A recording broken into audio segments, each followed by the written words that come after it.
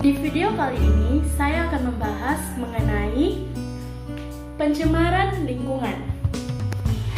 Sebelum masuk ke penjelasan lebih lanjutnya, teman-teman harus mengetahui apa sih pengertian dari pencemaran lingkungan.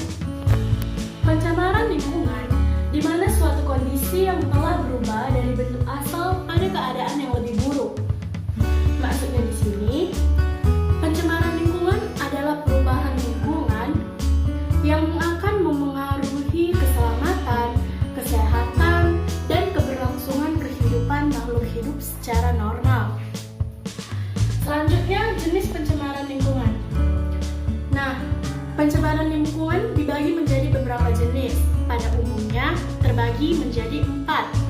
Yang pertama, pencemaran udara. Yang kedua, pencemaran air. Yang ketiga, pencemaran tanah.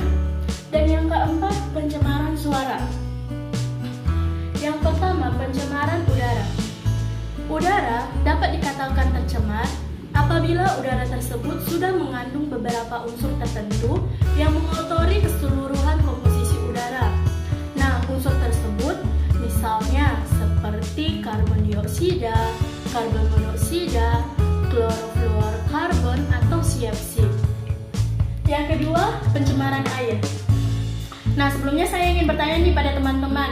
Teman-teman sekalian sudah pernah kan melihat air sungai yang dipenuhi dengan limbah dari hasil industri?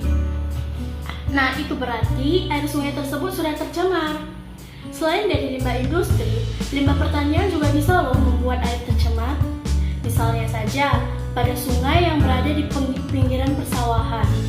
Pemakaian insektisida dan pupuk organik yang terlalu berlebihan oleh petani itu bisa masuk ke saluran air sungai dan membuat air sungai tersebut menjadi tercemar.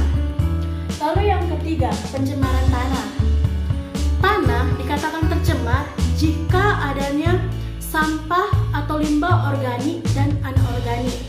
Hal ini bisa saja dari limbah rumah tangga, limbah industri, limbah peternakan, limbah pasar, dan lain sebagainya.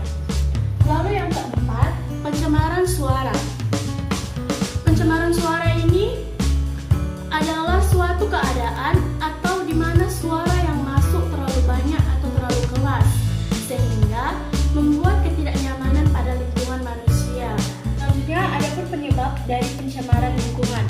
Yang pertama, karena adanya limbah industri.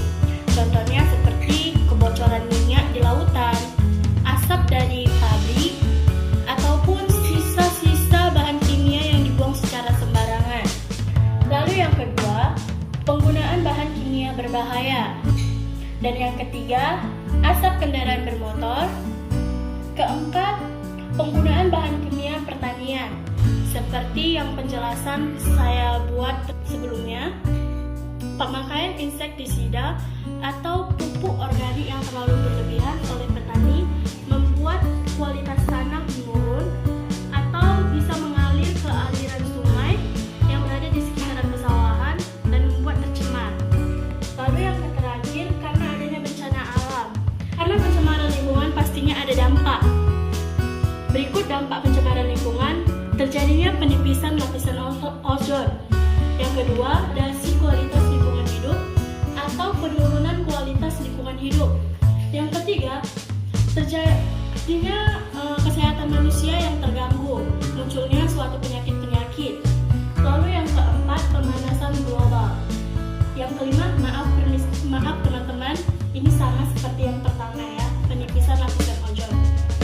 Maka, untuk mengatasi permasalahan dari pencemaran lingkungan ini, kita dapat melakukan hal yang pertama yang kecil, yaitu membuang sampah pada tempatnya.